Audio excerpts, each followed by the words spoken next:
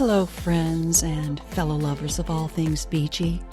Welcome to The Beach Speaks, the podcast that shares stories about the beach and our connection to it.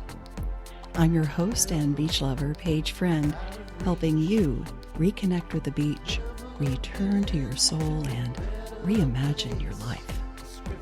So grab a cool drink, relax in your beach chair, stick your toes in the sand, and enjoy this episode of The Beach Speaks.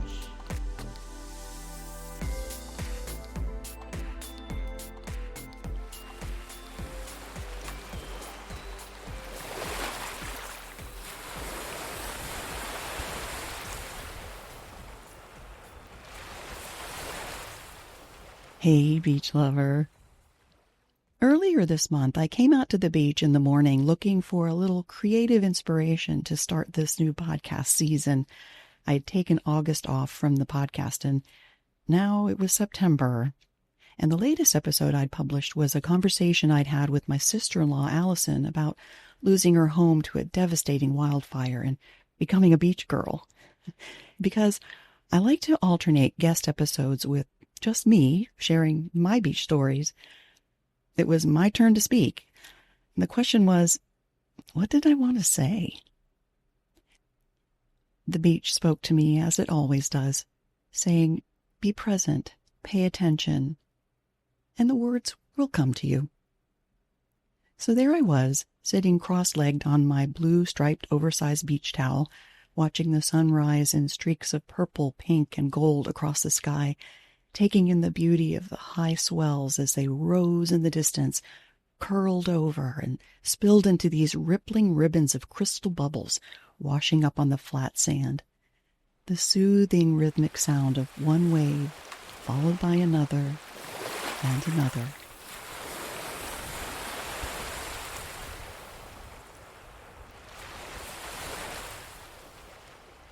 And then, in between the waves, I saw that familiar moment of a swimmer's arm breaking the surface in a steady, rhythmic freestyle stroke.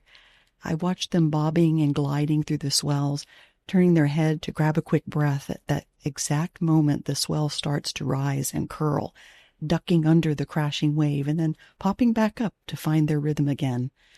And it took me back to being 10 years old, visiting family in Southern California, Seal Beach, the Pacific Ocean.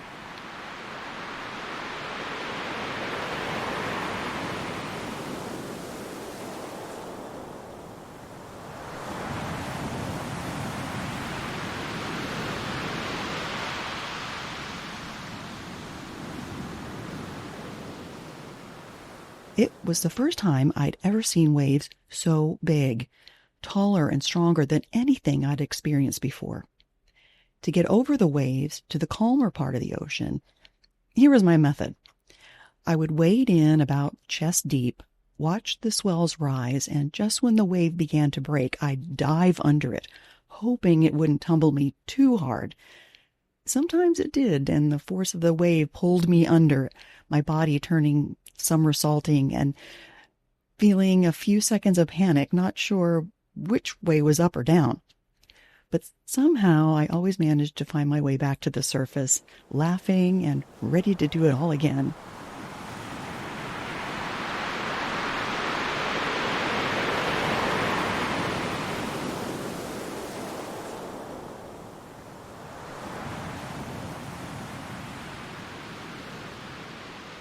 Was it scary?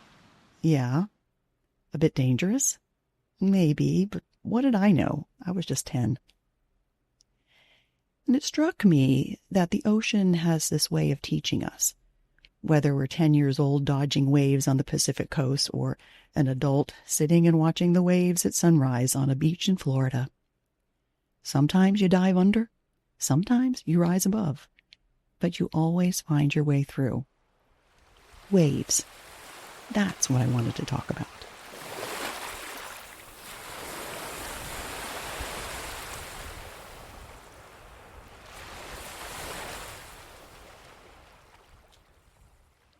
In the 6-hour drive to Fort Walton Beach the next day, I got more and more excited the closer we got.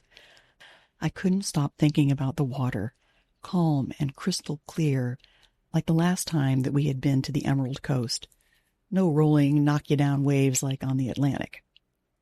I knew the Gulf had something to show me that week, but I wasn't quite prepared for what I would see. Every day it was different. Our first morning there, the water was perfectly flat, like glass. Emerald water so clear you could see straight to the bottom. The sandbar at low tide went out really far and was only about knee-deep. This time I brought my podcast microphone to capture some wave sounds, and so I waded about 12 feet into the calm and stopped to record the sound of the water ebbing and flowing. And as I stood bent over holding the microphone close to the surface, I could feel something nipping at my ankles. It was a school of small, silvery baitfish circling my legs, and wherever I waded, they followed. I felt like the fish whisperer. I wished I had my phone with me to catch some of it on video, but I thought, oh well, I can do that tomorrow. But the next day, it was high tide, and the waves were more lively, rolling in like the Atlantic. And there were these strange little brown tufts of seaweed floating all through the surf. I'm sure the fish were still there, but the water was all murky and it felt icky. I was so upset that I missed my chance of catching some photos of those fish. Then, overnight, the choppy waves and seaweed disappeared, leaving behind the calm water again with the gentlest of crystal clear blue-green waves breaking just over the sandbar.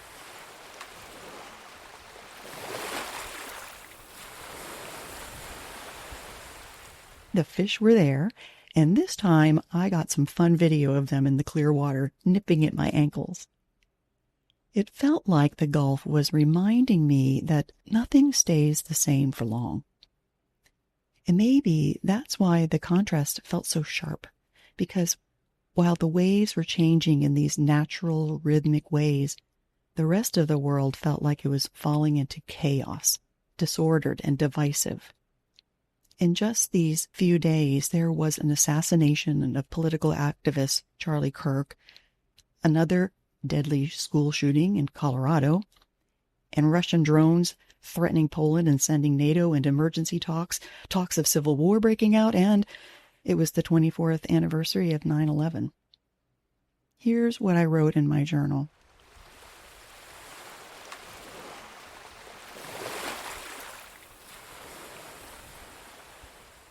Friday, September 12th. This week has been crazy. And while I think that word has been overused and has lost its meaning, like the word awesome, it's like the country, maybe the world, has lost its mind. I'll continue with that thought, but right now I'm sitting on the balcony of our third-floor hotel room overlooking the pool and the white sandy shore and peaceful emerald blue waves of Fort Walton Beach. There's a man cleaning the pool every morning around this time, about 7 a.m., when the sun has just risen. I'm watching as he goes through the meticulous steps of attaching the net and pole to the vacuum, extending the pole about 4 times its height so it would stretch across the length of the pool. And the vacuum makes this growling noise as it skims the surface, and then, as he slowly pushes the head of the vacuum across the bottom of the pool, I look at his face. His mouth open, slack as if in a trance. I don't know if it's a meditative state. He's not wearing headphones. He seems to be either totally immersed in the moment or really bored. Getting back to the world going crazy. I could go on, but I will defer to waiting for a political historian that I follow to write a much more accurate and level-headed account of all that's happened. While always grounded in facts and hopeful, I think even she would say crazy would be the word to use. Certainly people are losing their minds. The fervor of the discontent on both sides. We are a divided people, split, not just in two, but in fragments, into shards of rhetoric, words that cut deep. I'm so grateful that I'm at this beautiful beach right now.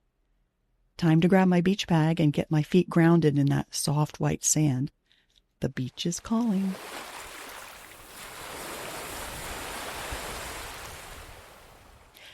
I closed my journal and instinctively opened my phone. I promised myself I wasn't going to doom scroll, but I did. The weight of it all sat heavy on me until I stepped barefoot on that soft white sand at the shoreline and just let the waves remind me, life keeps moving. The calm, glassy days showed me that peace is possible.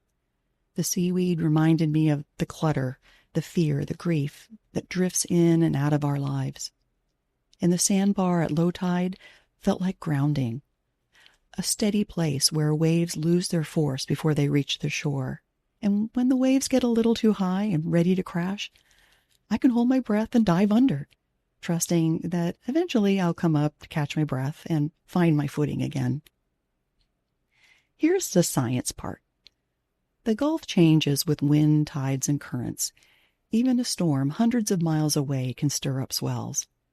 And at low tide, waves break on the sandbar so they look gentle by the time they roll in. And that mossy-looking seaweed, it drifts in with the currents, sometimes thick, sometimes barely there, and then it's gone. Part of the ocean's rhythm, a floating habitat for all kinds of sea life. And maybe that's the deeper lesson, that just like the Gulf, the ocean, the sea, life has its rhythm. The storms come, the clutter drifts in, the tides rise and fall, and still, calm returns. A reminder that peace is still possible. The waves are still moving, the water is still sparkling, the beach still speaks, especially when the world feels heavy. So I'll leave you with this. How does the beach speak to you in times like these?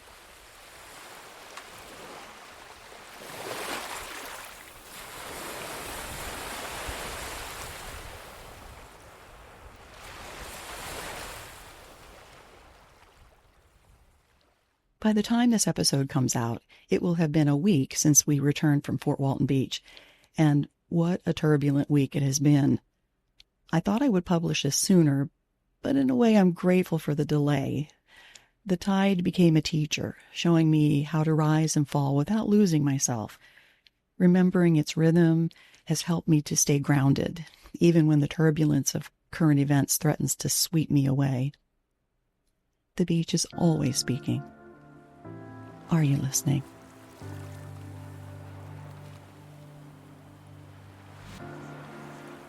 Thank you for tuning in to another episode of The Beach Speaks. If you enjoyed what you heard, please spread the beachy vibes and share it with a friend. Because, let's be honest, who doesn't want more beach in their lives? And if more beach is what you crave, go to thebeachspeaks.com and sign up for my newsletter. It's an easy way to stay in the know, collect some tips and travel hacks for your next beach adventure, and find out what I'm doing at the beach. The beach is speaking. Are you listening?